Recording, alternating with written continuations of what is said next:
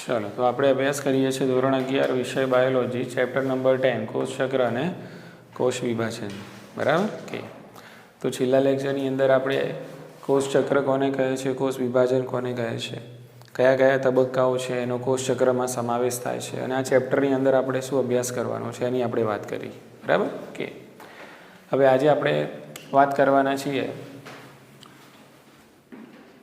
કોષ ચક્રનો એક कोष चक्र की एक अवस्था जेनु नाम है आंतरावस्था। तो छेल्ला लेक्चर में आपणे जोयुं कि कोष चक्र है एने बे भाग में आपणे बे अवस्थाओं में वहेंचीए छीए। एमांनी एक अवस्था है एने आपणे कीधुं आंतरावस्था। आंतरावस्था अने जे बीजी अवस्था है एने एम तबक्को कहेवामां आवे छे। सामान्य रीते एम तबक्को एटले अहींया समभाजननी वात करेली छे एटले एम तबक्को एटले के समभाजनने उल्लेख करीने कहेवामां आवेलुं छे।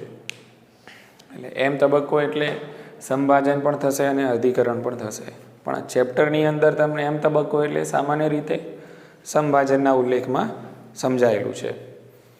तो आपणे जोयुं कि भाई कोष चक्र है एना मुख्यत्वे बे अवस्थाओं है आंतरावस्था अने एम तबक्को। तो आज आपणे जे अभ्यास करवानो छे आंतरावस्था विषे करवानो छे। क्लियर? तो अहींया आपणे पहेला टाइटल आपीए छे आंतरावस्था। आंतरावस्था जोईए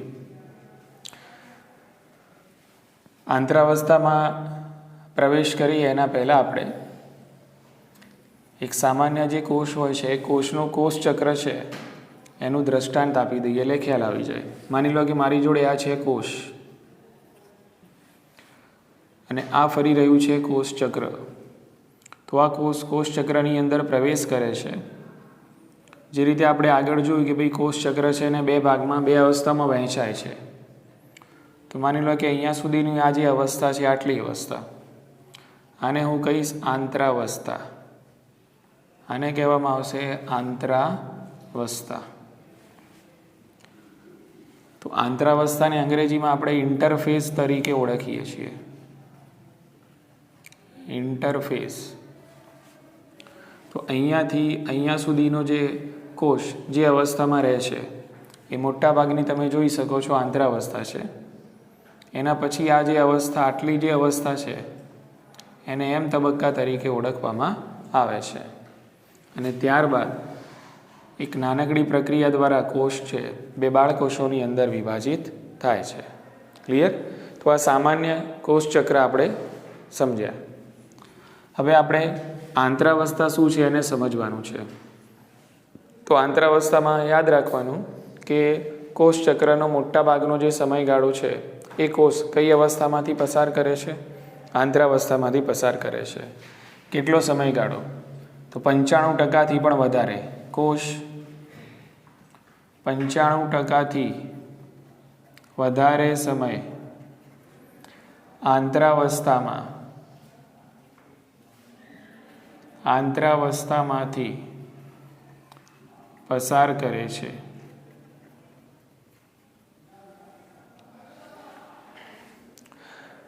એટલે આપણે એવું કહી શકીએ કે ભાઈ કોષ ચક્રમાં સૌથી મોટી જે અવસ્થા છે એ आंतरावस्था है। आपणे आगळ उदाहरणों में जोयुं समझी लो कि भाई मनुष्य तो मनुष्यना कोषनो कोष चक्रनो समयगाळो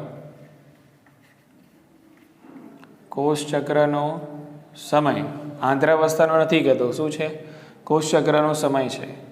केटला कलाक छे? 24 कलाक 24 आवर। हवे 24 कलाक कोष चक्रनो आखो समयगाळो छे एमांथी 95% पण वधारे समय कोण लई ले छे? आंतरावस्था लई ले छे। एनो मतलब एम के आ जे समभाजन छे ए समभाजन फक्त एक ज कलाकमां पूरुं थई जाय। बोलो हाँ के ना? बराबर। अने 23 कलाक माटे कई अवस्था रहेशे? आंतरावस्था रहेशे। ओके तो अहींया आपणे लखीशुं मुद्दो तेथी समभाजन समभाजन फक्त एक ज कलाक में પૂર્ણ થઈ જાય છે, પૂર્ણ થઈ જાય છે. બોલો, ખ્યાલ આવી ગયો કે?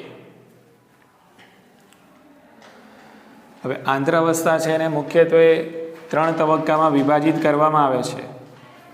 આપણે પૂર્વ લેક્ચરોની અંદર અભ્યાસ કર્યો તો એ જે 3 તબક્કા છે એમાંનો એક તબક્કો છે જેને કહીશું G1, બીજો છે એને S અને ત્રીજો છે એને G2.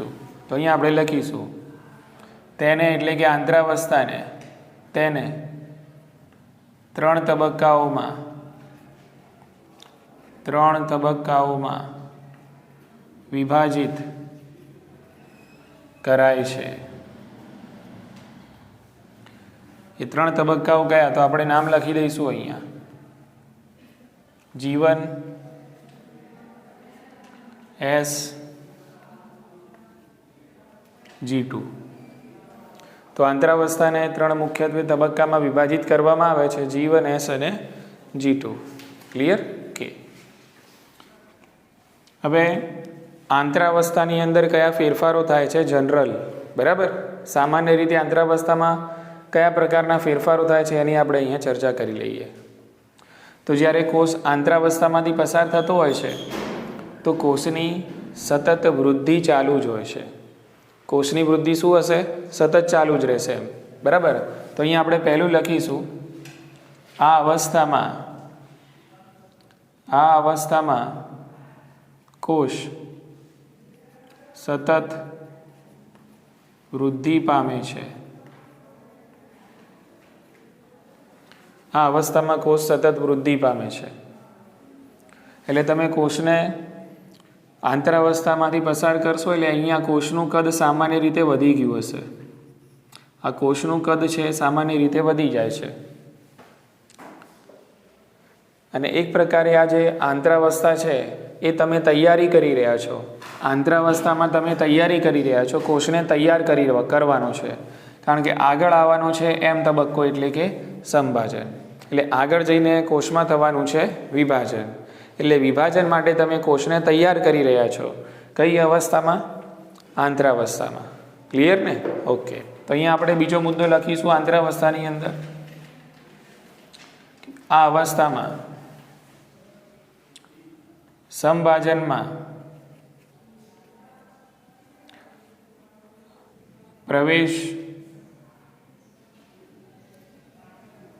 પ્રવેશવા માટેની તૈયારી કરાય છે.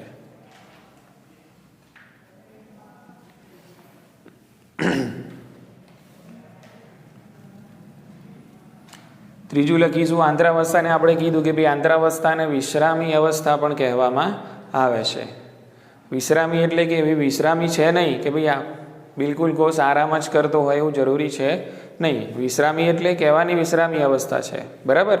બુકમાં આપેલું છે એટલે આપણે અહીંયા લખવું પડે. તેને વિશ્રામી અવસ્થા કહે છે. વિશ્રામી અવસ્થા કહે છે. વિશ્રામી અવસ્થા એટલે કહીશું આપણે રેસ્ટિંગ સ્ટેજ. શું કહેવાય એને? Resting stage. વિશ્રામી અવસ્થાનો મતલબ એવો નહીં કે અહીંયા કોષની વૃદ્ધિ અટકી જશે. ના, સતત આંતરાવસ્થા દરમિયાન કોષની વૃદ્ધિ તો કેવી જ રહેશે? ચાલુ જ રહેવાની છે. ક્લિયર? ઓકે. ચલો, હવે કયા પ્રકારના ફેરફારો આપણને આંતરાવસ્થામાં જોવા મળે છે? તો અહીંયા આપણે લખશું કોષના કદમાં વધારો થાય છે. કોષના કદમાં વધારો થાય છે. કોષના કદમાં વધારો કઈ રીતે થશે? તો કોષ રસના કદમાં વધારો થાય છે. કોષ રસના કદમાં વધારો થાય છે. અંગિકાઓનું શું થાય છે? તો અંગિકાઓ બેવડાય છે. અંગિકાઓ બેવડાય છે એટલે આની અંદર રહેલી જે કોષની અંદર રહેલી જે અંગિકાઓ છે, અંગિકાઓની સંખ્યામાં પણ વધારો થાય છે. ડીએનએ શું થશે? તો ડીએનએનું થશે સ્વયંજનન. ડીએનએનું સ્વયંજનન થાય છે. અને આ રીતે કોષ છે સતત આંતરાવસ્થા દરમિયાન વૃદ્ધિ પામતો રહે છે. ક્લિયર? તો આ પ્રકારના ફેરફારો આપણને આંતરાવસ્થાની અંદર જોવા મળે છે. એટલે આંતરાવસ્થામાં જનરલ તમે આટલી વાતો છે લખી શકો છો. ક્લિયર ને? ઓકે. હવે અલગ અલગ આપણે અહીંયા જોઈશું G1 તબક્કો, S તબક્કો અને G2 તબક્કો. ક્લિયર? કે ચાલો, તો અહીંયા સૌથી પહેલાં આપણે જોઈ લઈએ G1 તબક્કો. તો અહીંયા હું ટાઇટલ આપું છું G1 તબક્કો. તો જેવું દેખાય છે એવું લખવાનું છે. તે આંતરાવસ્થાનો પ્રથમ તબક્કો છે.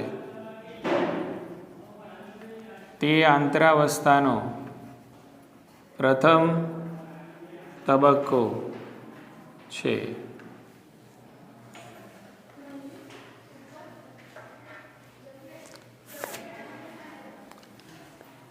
પછી લખી શકશું આપણે તે આંતરાવસ્થાનો સૌથી મોટો તબક્કો છે. સૌથી મોટો તબક્કો છે. એટલે આંતરાવસ્થામાં જોવા જાઓ તમે G1, S અને G2 આ ત્રણની સરખામણીમાં જોશો તો G1 છે બરાબર, એ આંતરાવસ્થાનો મોટો તબક્કો કહેવામાં આવે છે. ક્લિયર? કે તેમાં એટલે આ G1 તબક્કાની અંદર કોષ મોટા ભાગે વૃદ્ધિ પામી જાય છે. એસમાં પણ વૃદ્ધિ પામશે કોષ, G2માં પણ પામશે, પણ કોષની મોટા ભાગની વૃદ્ધિ ક્યાં થાય છે? G1 તબક્કામાં થાય છે. તેથી આ તબક્કાને વૃદ્ધિ તબક્કો પણ કહે છે. તેમાં કોષની મોટા ભાગની વૃદ્ધિ થાય છે. તેથી તેને વૃદ્ધિ તબક્કો અથવા તો કહેવાય ગ્રોથ ફેઝ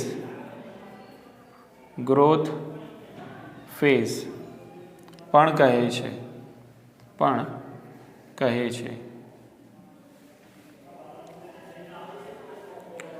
બીજું આપણે નામ આપ્યું હતું G1 તબક્કાને ગેપ 1.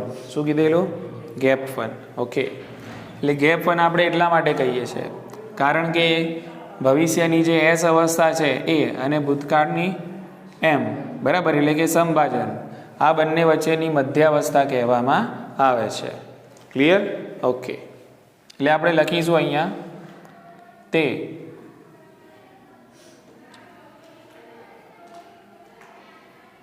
ભવિષ્યની S અને ભૂતકાળની સમભાજન એટલે કે M અવસ્થા વચ્ચેનો અવકાશ છે. તેથી તેને ગેપ 1 પણ કહે છે. તેથી તેને ગેપ 1 પણ કહે છે. પછી કદાચ પૂછાય કે ભાઈ આ G1 તબક્કાની અંદર ડીએનએનું આજે સ્વયંજનન તમે અહીંયા લખ્યું કે ભાઈ આંતરાવસ્થામાં સ્વયંજનન થાય છે, તો ડીએનએનું સ્વયંજનન G1 તબક્કામાં થતું નથી. ક્લિયર? કારણ કે આપણે G1 તબક્કામાં ડીએનએનું સ્વયંજનન કયા તબક્કામાં કરવાનું છે? S તબક્કામાં. ક્લિયર? કે તો અહીંયા આપણે લખશું ડીએનએ સ્વયંજનન અહીં થતું નથી.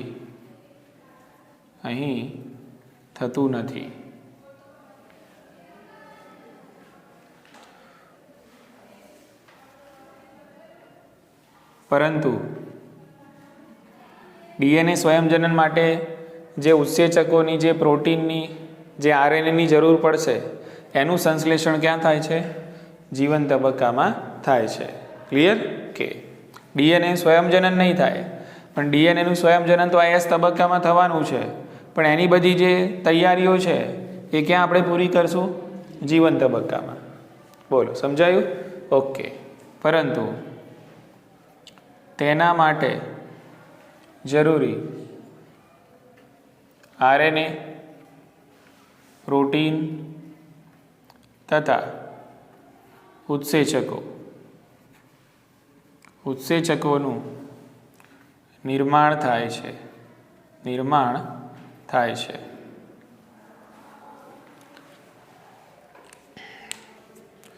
તો આટલું આપણે યાદ રાખવાનું કોના વિશે? જીવન તબક્કા વિશે. બરાબર, સરળ શબ્દોમાં બધું યાદ રાખવાનું છે અને એમાં કોઈ એવી જંજાલ નથી, એમાં કોઈ એવું છે નહીં કે આપણને કંઈ યાદ રહે નહીં. ક્લિયર? ચાલો, હવે આપણે વાત કરીએ છીએ એસ તબક્કાની. એસ તબક્કો.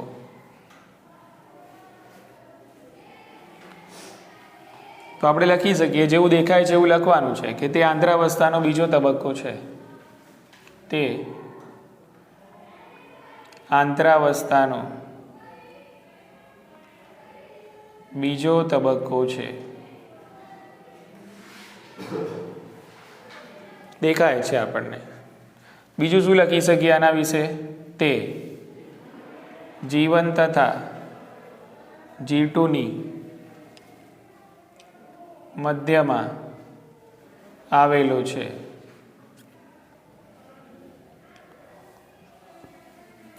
હવે અહીંયા જે એસ છે, એસનો મતલબ થાય છે સિન્થેસિસ. એસ એટલે શું? સિન્થેસિસ. અને સિન્થેસિસ એટલે સંશ્લેષણ કરવું. એટલે આની અંદર થાય છે સંશ્લેષણ. કોનું સંશ્લેષણ થશે? ડીએનએનું થશે. એટલે એસ તબક્કાને આપણે સંશ્લેષણ તબક્કો પણ કહીએ છીએ.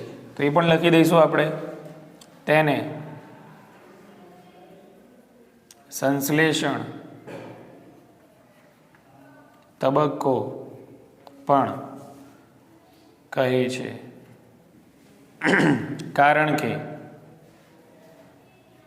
કારણ કે તેમાં ડીએનએની માત્રા બમણી થાય છે.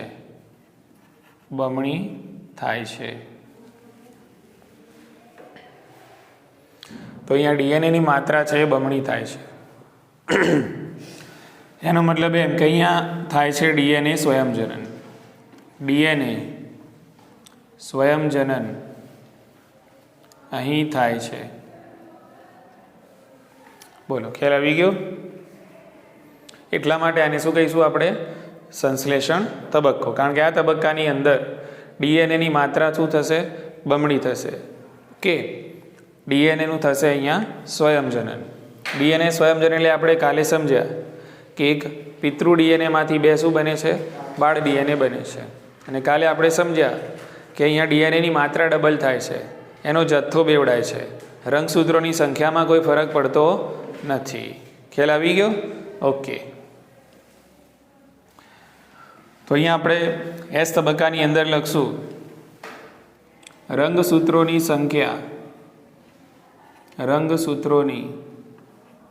સંખ્યામાં કોઈ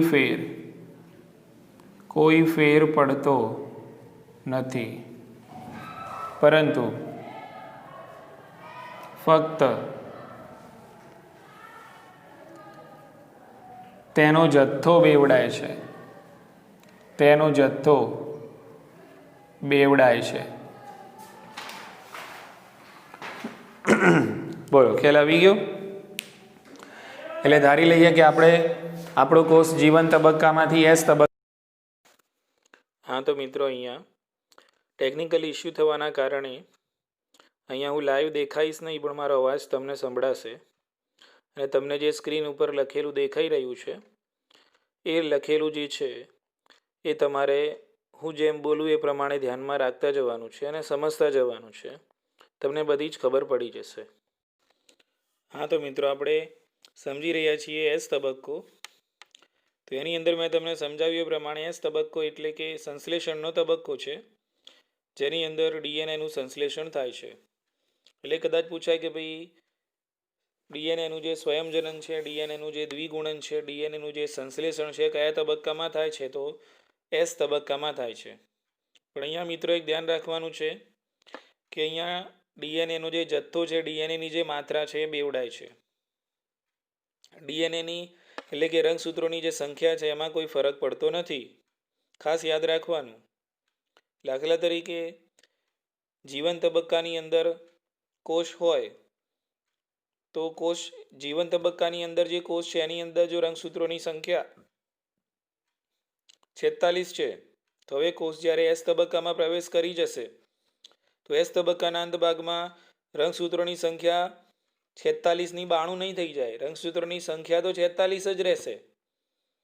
એ જ રીતે જ્યારે કોષ એસમાંથી જ્યારે G2માં પ્રવેશ કરશે આગળ, ત્યારે પણ રંગસૂત્રોની સંખ્યા નહીં બદલાય. રંગસૂત્રોની સંખ્યા તો એટલી જ રહેવાની છે, પણ અહીંયા ડીએનએનો જે જથ્થો છે, રંગસૂત્ર દ્રવ્યનું જે જથ્થો છે એ જથ્થો બેવડાઈ જાય છે. ડીએનએની જે માત્રા છે એ બમણી થઈ જાય છે. બરાબર? ઓકે, સંખ્યામાં કોઈ ફરક પડતો નથી. એટલે તમે અહીંયા સ્ક્રીન ઉપર જોઈ શકો છો મિત્રો. જુઓ, સાઈડમાં મેં લખેલું છે ચોરસ બોક્સમાં કે ભાઈ ડુંગળીના મૂલાગ્રના કોષની અંદર દરેક કોષમાં ડુંગળીના મૂલાગ્રના દરેક કોષમાં 16 રંગસૂત્રો આવેલા છે. તો અહીંયાથી આ પ્રકારના પ્રશ્નો પૂછાતા હોય છે એમસીક્યુ તરીકે કે ભાઈ ડુંગળીના મૂલાગ્રના કોષની અંદર 16 રંગસૂત્રો જે છે, તો જીવન તબક્કામાં 16 રંગસૂત્રો હોય તો એસ તબક્કાના અંત ભાગમાં રંગસૂત્રોની સંખ્યા કેટલી થઈ જાય? તો સંખ્યા તો 16 જ રહેવાની છે, સંખ્યામાં કંઈ ફરક નહીં પડે.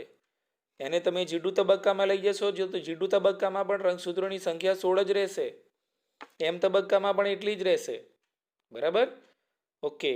પરંતુ જો પૂછાય કે ભાઈ જો ડીએનએ 2C છે તો એસ તબક્કાના અંત ભાગમાં ડીએનએ કેટલું થઈ જાય? તો ડીએનએ 4C થઈ જાય. સી એટલે ક્રોમેટીન, અને ક્રોમેટીન એટલે રંગસૂત્ર દ્રવ્ય.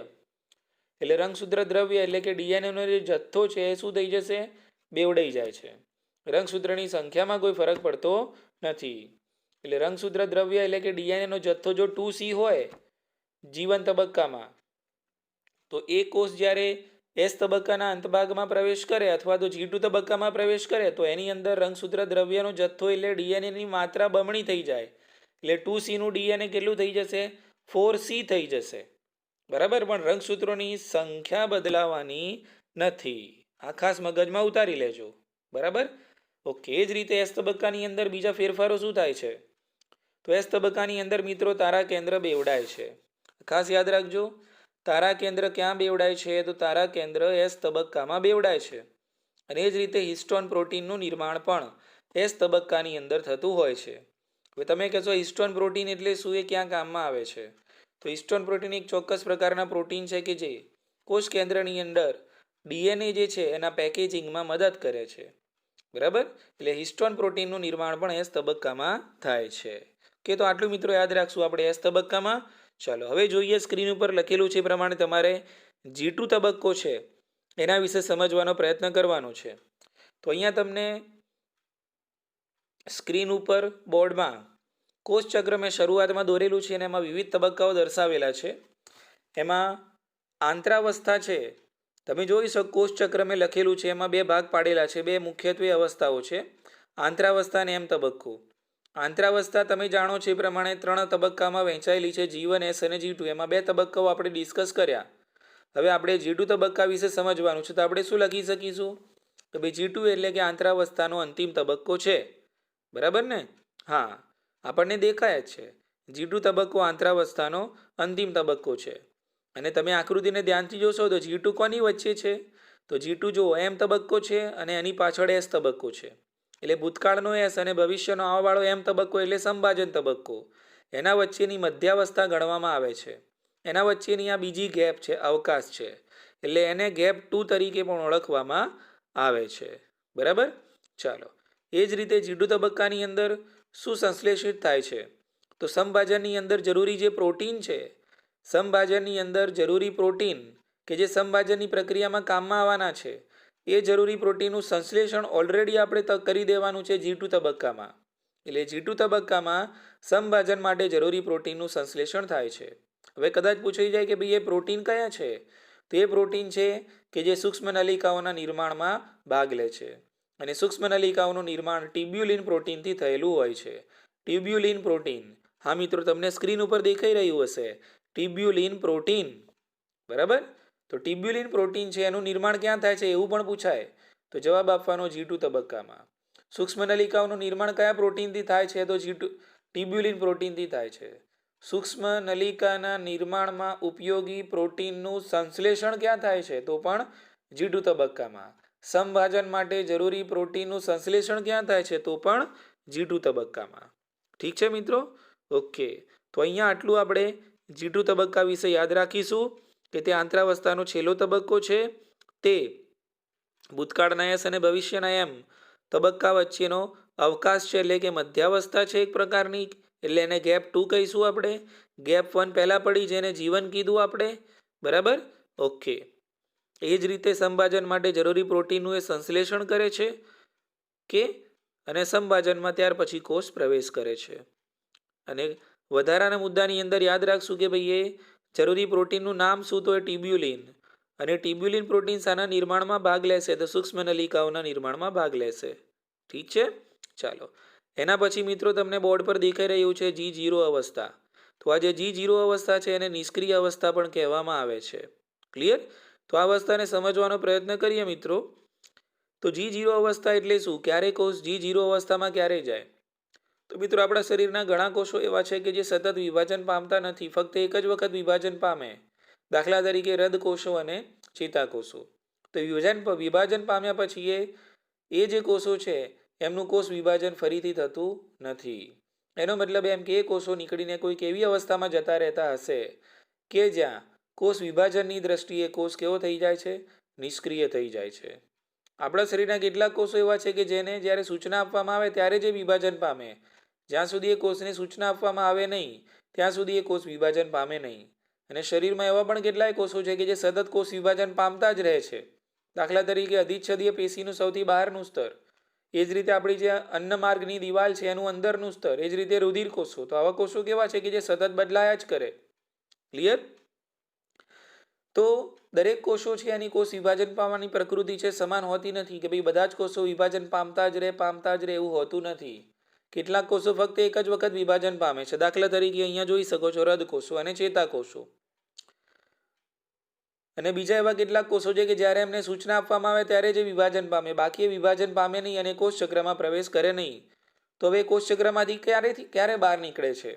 તો તમે જોઈ શકો છો મિત્રો, અહીંયા મેં આકૃતિમાં કોષ ચક્રની આકૃતિમાં તમે જોશો ઉપર, બરાબર, તો કોર્નરમાં દર્શાવેલું છે કે ભાઈ જીવન તબક્કામાંથી કોષો નીકળી જાય છે અને પછી એ G0 અવસ્થામાં પ્રવેશ કરે છે. એટલે આ નીટ 2020ની પરીક્ષામાં પૂછાઈ ગયેલો પ્રશ્ન છે કે ભાઈ G0 અવસ્થામાં કોષ ક્યાંથી પ્રવેશે છે? તો જીવનમાંથી નીકળે. એમ તબક્કામાંથી નીકળીને G0 અવસ્થામાં નથી જતો કોષ. કોષ જીવન અવસ્થામાં હોય છે, પણ હવે કોષ જીવન અવસ્થામાંથી આગળ નહીં વધે, કારણ કે એ કોષને હવે ઓર્ડર મળ્યો નથી કે એનું વિભાજન થાય. એટલે હવે એ કોષનું જો વિભાજન કરવું ન હોય તો એ કોષ ક્યાં જતો રહેશે? જીવન અવસ્થામાંથી નીકળીને પછી G0 અવસ્થામાં એ પ્રવેશ કરી લેશે. એટલે જ્યાં સુધી કોષ G0 અવસ્થામાં રહેશે ત્યાં સુધી એ સમવિભાજનની દ્રષ્ટિએ, એટલે કે સમભાજન એનું થતું નથી. એટલે સમભાજનની દ્રષ્ટિએ કોષ કેવો કહેવાશે? નિષ્ક્રિય કહેવાશે. પણ કદાચ એવું પૂછાઈ જાય કે ભાઈ ચયાપચયની દ્રષ્ટિએ G0 અવસ્થામાં કોષ સક્રિય હોય છે, તો હા, ચયાપચયની દ્રષ્ટિએ તો સક્રિય જ છે મિત્રો, યાદ રાખજો. કારણ કે ચયાપચય તો સજીવનો ગુણધર્મ છે. જો ચયાપચય ના થાય તો કોષ છે એ તો મૃત કહેવાય. બરાબર ને? નિર્જીવ કહેવાય. ઠીક છે? એટલે કોષ કોઈ પણ અવસ્થામાં હોય, હશે તો ચયાપચયની દ્રષ્ટિએ સક્રિય જ.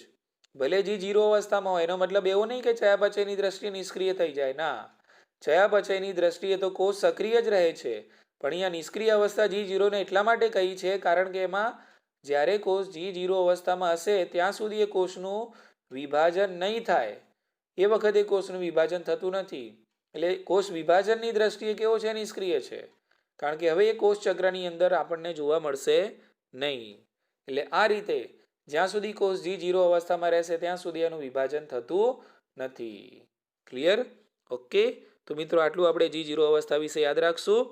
ચાલો, હવે આના પછી જે અહીંયા આપણે આંતરાવસ્થા પૂરી થાય છે. આના પછી આપણે ભણશું શાના વિશે મિત્રો? સંભાજન વિશે. તો સંભાજન એટલે કે એની અંદર થશે કોષ કેન્દ્રનું વિભાજન, જેને કેરિયોકાઇનેસિસ કહેવાય છે. બરાબર? તો મુદ્દાની અંદર સમજવાનું છે કે ભાઈ કયા કોષોનું સંભાજન થાય છે, કયા કોષોમાં સંભાજન જોવા મળે છે. તો મિત્રો સંભાજન પ્રાણી કોષમાં પણ જોવા મળે અને વનસ્પતિ કોષમાં પણ જોવા મળે. તો પ્રશ્ન એ છે કે ભાઈ એકકીય કોષોમાં જોવા મળે કે દ્વિકીય કોષોમાં? તો પ્રાણી કોષોની આપણે વાત કરીએ તો મોટે ભાગે પ્રાણીઓની અંદર દ્વિકીય દૈહિક કોષોમાં આપણને સંભાજન જોવા મળે છે. તો શું ફક્ત દ્વિકીય દૈહિક કોષોમાં જ જોવા મળશે સંભાજન? તો જવાબ છે ના.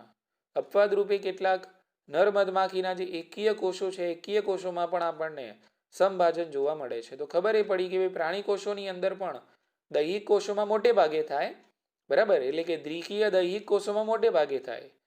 તદુપરાંત અપવાદ રૂપે કેટલીક નર મધમાખીના એકકીય કોષો છે એમાં પણ આપણને સમભાજન જોવા મળે છે. એટલે જવાબ એ મળે કે ભાઈ સમભાજન એકકીય કોષોમાં પણ થાય છે અને દ્વિકીય કોષોમાં પણ થાય છે. એ જ રીતે વનસ્પતિની અંદર પણ છે. તો વનસ્પતિની અંદર પણ દ્વિકીય કોષોમાં પણ થાય છે અને એકકીય કોષોમાં પણ આપણને સમભાજન જોવા મળે છે. તો અહીંયા બોર્ડમાં મેં તમને આ વસ્તુને સમજવાનો પ્રયત્ન કંઈક આ રીતે કરેલો છે. તમે જોઈ શકો છો એક કોષ મેં લીધો છે દ્વિકીય, જેની અંદર 46 રંગસૂત્રો એટલે કે 23 જોડ રંગસૂત્રો છે. દ્વિકીય કોષ એટલે મિત્રો શું કે રંગસૂત્રો જોડમાં આવેલા હોય. 46 રંગસૂત્રો એટલે 46 અલગ અલગ નથી, 23 જોડો છે અને દરેક જોડની અંદર જે બે રંગસૂત્રો છે એક જેવા દેખાય છે. એટલા માટે જોડીમાં રંગસૂત્રો હોય તો દ્વિકીય કોષ કહેવાય. અને રંગસૂત્રો જો એકલ હોય, એક નંગ હોય, જોડીમાં ના હોય તો એને એકકીય કોષ કહેવાય. બરાબર. તેવો જો દ્વિકીય કોષ મારી જોડે છે જેમાં 46 એટલે કે 23 જોડ રંગસૂત્રો છે ને એવા કોષનું સંભાજન થશે તો એના થકી તમે જોઈ શકો છો અહીંયા મને બે બાળકોષો મળે છે અને બંને બાળકોષોની અંદર પણ એટલા જ રંગસૂત્રો અને એવા જ પ્રકારના રંગસૂત્રો હશે જે પિતૃકોષમાં છે. તમે જોઈ શકો છો નીચે બંને કોષોની અંદર 46 એટલે 23 જોડ રંગસૂત્રો આવેલા છે. બરાબર કે સંભાજનની આ જ લાક્ષણિકતા છે, સરખું ભાજન થાય. પિતૃકોષમાં જે પ્રમાણે રંગસૂત્રોની સંખ્યા હોય અને જે પ્રકારના રંગસૂત્રો હોય એવા જ પ્રકારના અને એટલી જ સંખ્યામાં રંગસૂત્રો બાળકોષોની અંદર ઉતરી આવે છે. જો કોષ એકકીય હોય તો એનું પણ ઉદાહરણ મેં તમને સાઈડમાં લીધું છે. તમે જોઈ શકો છો અહીંયા મેં 23 કોષો તમને બતાવેલા છે, એટલે કે 23 રંગસૂત્રો એક કોષમાં બતાવેલા છે. એ કોષ એકકીય છે, 23 જોડ નથી, અહીંયા ફક્ત 23 નંગ રંગસૂત્રો છે. હવે આવા એકકીય કોષનું સંભાજન થઈ રહ્યું છે. તમે જોઈ શકો છો બે મને બાળકોષો મળે છે તો બંને બાળકોષોની અંદર પણ એકકીય રંગસૂત્રો જ આવશે, 23 રંગસૂત્રો જ આવશે. એટલે કહેવાનો મતલબ એમ છે કે જેટલું પિતૃકોષમાં હશે એવું ડિટ્ટો બાળકોષોની અંદર આવશે. આને જ કહેવાય સમભાજન અને સરખું ભાજન. ઠીક છે મિત્રો. તો આઈ હોપ સો કે તમને આ લેક્ચરની અંદર ખ્યાલ આવી ગયો છે. આવતા લેક્ચરની અંદર આપણે સમભાજનને સમજીને એના વિવિધ તબક્કાઓને સમજવાનો પ્રયત્ન કરીશું. ઠીક છે મિત્રો. Okay, thank you very much.